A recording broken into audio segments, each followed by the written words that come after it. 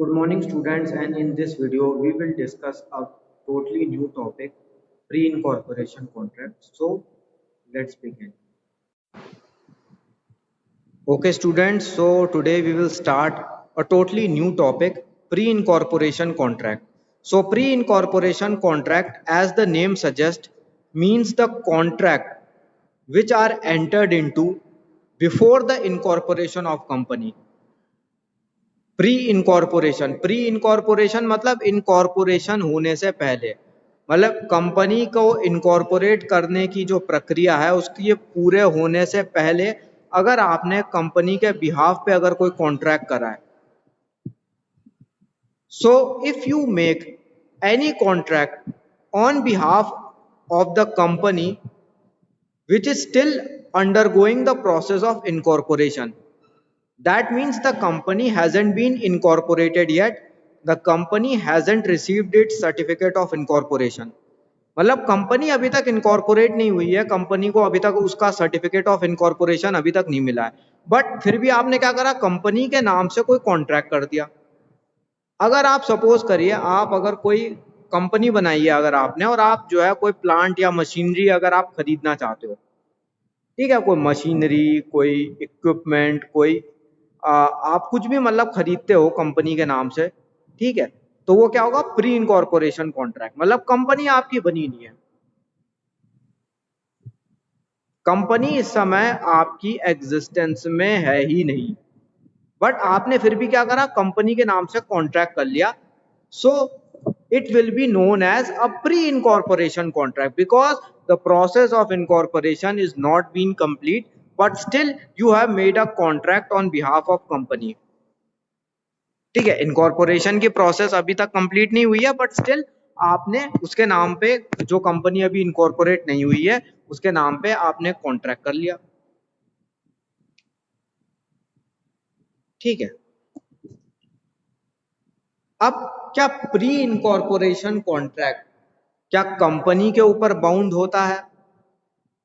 ठीक है, क्या अगर मान लीजिए मैं एक कंपनी बना रहा हूं, I am in a middle of incorporating a company, so my company is under going through the process of incorporation and still I make a contract with you on behalf of my company, कि मैं आपसे contract कर रहा हूं अपनी company के behalf पे। ठीक है, अगर मान लीजिए मैं, मेरी कोई कंपनी है, सपोज करो PQR लिमिटेड, ठीक है, वो अभी इनकॉर्पोरेशन उसका चल रहा है, अभी तक सर्टिफिकेट ऑफ इनकॉर्पोरेशन मिला नहीं है, लेकिन फिर भी उसी PQR लिमिटेड के नाम से मैंने आपके साथ एक कॉन्ट्रैक्ट कर लिया, तो अब क्या कंपनी बाउंड होगी उस कॉन्ट्रैक्ट से? अब pre incorporation contract can not be legally binding upon a company after it's incorporation, क्योंकि अगर कंपनी बन जाती है, कंपनी का इनकॉर्पोरेशन हो जाता है, तो इनकॉर्पोरेशन के बाद वो कॉन्ट्रैक्ट किसी भी तरह से लीगली बाइंडिंग नहीं होगा कंपनी के ऊपर। आप सोच रहे होंगे क्यों? Now you may ask why. Now the reason behind this is, जो एग्जिस्ट करता है, जो पर्सन एग्जिस्ट कर रहा है, only the person which exist can enter into a contract, कि वो पर्सन जो एग्जिस्ट कर रहा है, जो एग्जिस्टेंस में है, जो वजूद में है, आप उसी से कॉन्ट्रैक्ट में करोगे। आप किसी इमेजिनरी पर्सन से तो आप कॉन्ट्रैक्ट नहीं करोगे, किसी मनगढ़ंत, किसी काल्पनिक व्यक्ति से तो आप कॉन्ट्रैक्ट नहीं करोगे। ठीक है, बिकॉज लॉ में हमने क्या पढ़ा था, कॉन्ट्रैक्ट एक्ट में क्या पढ़ा था, कॉन्ट्रैक्ट के क्या एसेंशियल होते हैं, कि दो पार्टीज होते हैं, प्रोमिसर होता है, प्रोमिसी होते हैं। अब अगर कॉन्ट्रैक्ट जो होता है वो कभी भी एक पार्टी के साथ संभव होता है नहीं, because in a contract two parties are a legal compulsion that you have to have a two parties in order to form a valid contract, कि दो पार्टीज तो होनी चाहिए ही। अब लीगली क्या है, देखो, कंपनी एग्जिस्टेंस में कब आती है, इनकॉर्पोरेशन की प्रोसेस पूरा होने के बाद, because a company will be deemed to be in existence only after it completes the process of incorporation and it receives a certificate of incorporation. तो जब सर्टिफिकेट ऑफ इनकॉर्पोरेशन कंपनी को मिल जाएगा, तो आप तो तब से मान के चलोगे हाँ कंपनी जो है अब एग्जिस्ट कर रही है, अब आप कंपनी को एज अ पर्सन की तरह ट्रीट कर सकते हो। हमने स्टार्टिंग में पढ़ा था ना, अ कंपनी कैन स्यू और कैन बी स्यूड, यानी कि कंपनी दूसरे पे मुकदमा कर सकती है और दूसरे भी कंपनी के ऊपर मुकदमा कर सकते हैं। ठीक है, so the same thing apply over here. A company can enter into a contract only after it has been duly incorporated and has received the certificate of incorporation. तो कंपनी जो होती है वो लीगली बाउंड नहीं हो सकती pre incorporation contract के लिए। उसके अलावा also a company cannot sue any other party to get a pre incorporation contract legally enforced। तो ये दो तरफा काम करता है, ना आप कंपनी के ऊपर केस कर सकते हैं ना कंपनी केस कर पाएगी। कि अगर सपोज करिए आप अगर कोई कंपनी बना रहे हो, आपकी कंपनी अगर कोई है, सपोज करिए एबीसी लिमिटेड, तो ABC limited this company is now in a middle of an incorporation process. Your company hasn't received certificate of incorporation yet. आपकी कंपनी को अभी तक सर्टिफिकेट ऑफ इनकॉर्पोरेशन नहीं मिला है। आपकी कंपनी अभी भी जो इनकॉर्पोरेशन की प्रक्रिया से होके गुजर रही है। ठीक है, तो अगर मान लीजिए आपका और आपकी सॉरी जो कंपनी जो अभी बनी नहीं है उसका और मेरा अगर कॉन्ट्रैक्ट हुआ है और मैं बाद में वो कॉन्ट्रैक्ट का ब्रीच कर दूं, मैं कॉन्ट्रैक्ट को तोड़ दूं, तो क्या आपकी कंपनी इनकॉर्पोरेशन पूरा होने के बाद मेरे ऊपर केस कर पाएगी? नहीं, क्योंकि जो एग्जिस्ट ही नहीं करता, जिसका अस्तित्व ही नहीं है, वो कॉन्ट्रैक्ट कैसे करेगा? तो कंपनी के सारे कॉन्ट्रैक्ट तभी वैलिड होंगे, तभी लीगली बाइंडिंग होंगे, तभी वो कानूनी रूप से कंपनी को बाध्य तभी करेंगे जब कंपनी इनकॉर्पोरेशन पूरा होने के बाद, इनकॉर्पोरेशन की प्रक्रिया पूरी होने के बाद जब उन कॉन्ट्रैक्ट को इन्फोर्स करेगी। अदरवाइज इनकॉर्पोरेशन की प्रोसेस होने से पहले, इनकॉर्पोरेशन की प्रोसेस कंप्लीट होने से पहले कोई कंपनी किसी भी प्री इनकॉर्पोरेशन कॉन्ट्रैक्ट के ऊपर ना वो खुद केस कर सकती है, ना वो खुद लीगली बाउंड होगी उससे, ना ही जो अदर पर्सन है वो लीगली बाउंड होगा। अब इसका हम केस लॉ देखते हैं। इन री इंग्लिश कॉलोनियल प्रोड्यूस कंपनी, तो अब इस केस के फैक्ट्स को देखते हैं। So what happened in this case, a lawyer, after getting a request from a group of person, prepared necessary document for the incorporation of the company। So एक क्या था यहाँ पे, एक लॉयर थे, तो कुछ लोगों ने, कुछ व्यक्तियों के ग्रुप ने उन्होंने उस लॉयर से कहा कि देखिए हमें अपनी कंपनी रजिस्टर करानी है, आप हमारी रजिस्ट्रेशन के जो भी जो डॉक्यूमेंट्स हैं, जो भी उसके कागजात हैं और जो भी प्रक्रिया है इनकॉर्पोरेशन की, वो हमारी ओर से आप पूरी करवा दें। He got the company incorporated and received a certificate of incorporation on behalf of company। तो बाद में उसने कंपनी इनकॉर्पोरेट करवाई और बाद में सर्टिफिकेट ऑफ इनकॉर्पोरेशन भी कलेक्ट करा। फिर बाद में उस लॉयर ने कंपनी से डिमांड करी कि देखिए मैंने कंपनी को बनाने के लिए इतना इतना खर्चा करा है, ठीक है, रजिस्ट्रेशन फीस मैंने दी, जो जो डॉक्यूमेंट्स मैंने तैयार करे उसका उतना खर्चा है, तो वो सारे खर्चे मुझे पे करे जाएं। तो उसने ये क्लेम करा कंपनी के ऊपर कि उसको रीइंबर्समेंट दिया जाए, जबकि कंपनी ने साफ साफ मना कर दिया। उन्होंने कहा कि भैया जो कॉन्ट्रैक्ट जो था वो तो कंपनी के बनने से पहले हुआ था, प्री इनकॉर्पोरेशन कॉन्ट्रैक्ट है कि जब हमने आपसे ये चीज कही थी कि भाई आप हमारे लिए रजिस्ट्रेशन की प्रोसेस पूरी करवा दीजिए या आप हमारे लिए रजिस्ट्रेशन के लिए जो डॉक्यूमेंट्स चाहिए वो बनवा दीजिए, तो तब तो हमारी कंपनी बनी नहीं थी, तो कॉन्ट्रैक्ट ही कैसे होगा? Now the court held the company was not bound to pay for those services and expenses as the company was not in existence at the time when expenses were incurred। Court stated that somebody who does not exist cannot contract। तो court ने यहां पे कहा कि भाई जो exist करता ही नहीं है, जो अस्तित्व में ही नहीं है, वो कॉन्ट्रैक्ट कैसे करेगा। कंपनी ने यहाँ पे ये जो बात कही ना कि उस टाइम पे तो हम इनकॉर्पोरेट हुए ही नहीं थे, उस टाइम पे तो हम बने ही नहीं थे, तो कॉन्ट्रैक्ट कैसे हो गया। Court held the company was not bound to pay for those services and expenses. तो कोर्ट ने कहा कि कंपनी को कानूनी रूप से बाध्य नहीं करा जा सकता, कंपनी के ऊपर कोई बंदिश नहीं लगाई जा सकती कि नहीं भैया आपको पैसे देने ही पड़ेंगे, क्योंकि कंपनी तब अस्तित्व में आई ही नहीं थी, कंपनी तब बनी ही नहीं थी। तो जब कंपनी बनी ही नहीं है आपकी, तो कंपनी के बनने से पहले का कॉन्ट्रैक्ट कैसे वैलिड हो जाएगा। अगेन मैं वही चीज रिपीट करना चाहता हूँ ना, कॉन्ट्रैक्ट के लिए क्या चीज एसेंशियल होता है, दो पार्टीज का होना। जब एक पार्टी एग्जिस्ट ही नहीं करती तो एक आदमी अपने आप से तो कॉन्ट्रैक्ट करेगा नहीं, तो वही बात है यहाँ पे। ठीक है, अब आप ये सोच रहे होंगे, आप सब लोगों के मन में ये सवाल आ रहा होगा, फिर जो लॉयर है उसको तो उसके एक्सपेंसेस नहीं मिले, तो आपको ये लग रहा होगा कि चलो ये तो एक अनजस्ट इनरिचमेंट हो गया।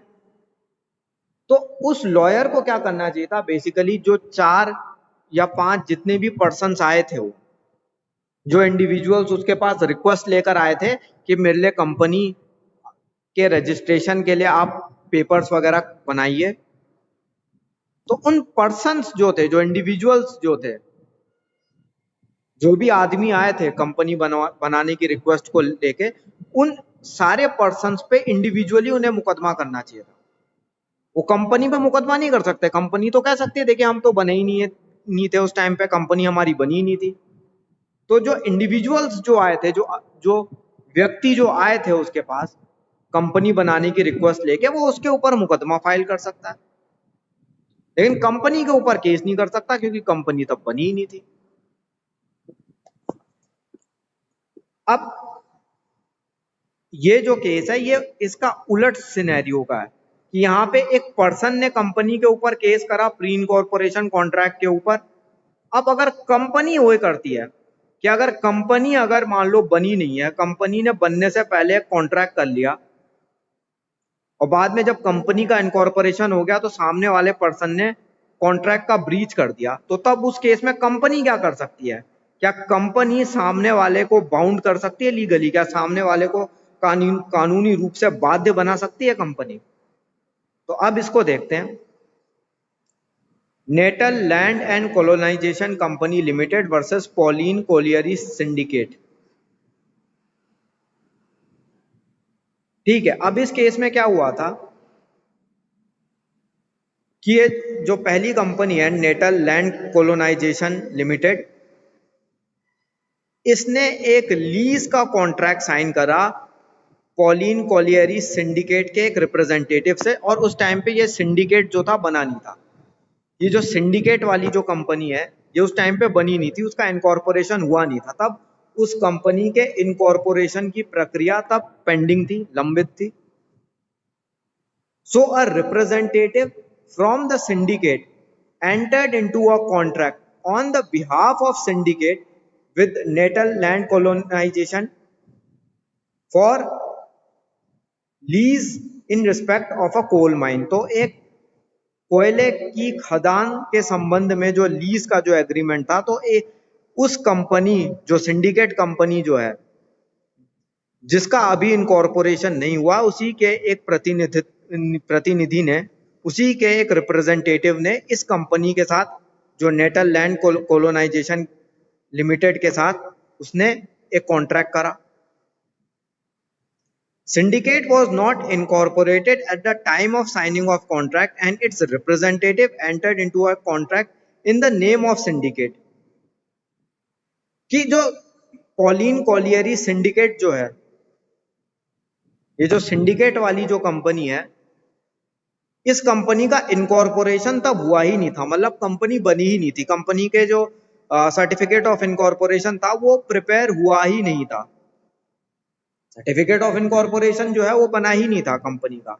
तो कंपनी के रजिस्ट्रेशन की प्रक्रिया तब पेंडिंग थी, लंबित थी। By the time syndicate entered into incorporation and received the certificate of incorporation, Natal Land Colonization Limited refused to grant lease in respect of the said coal mines. तो जब तक सिंडिकेट की इनकॉर्पोरेशन की process complete हुई, so by the time finally syndicate, when syndicate got incorporated and it received its certificate of incorporation, the other company, they refused to grant them lease rights in respect of those coal mines as mentioned in the earlier agreement.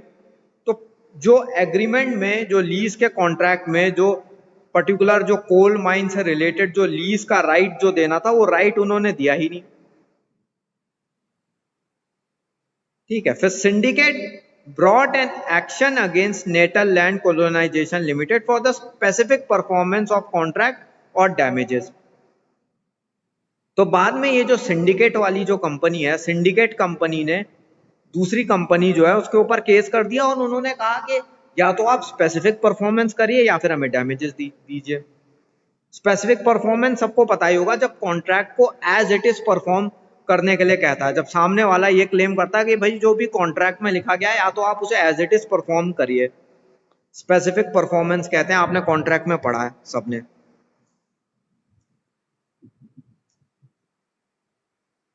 अब इसमें क्या कहा गया था, court ने क्या कहा, an action brought by the syndicate was held not maintainable as the time of signing of the contract company was not in existent.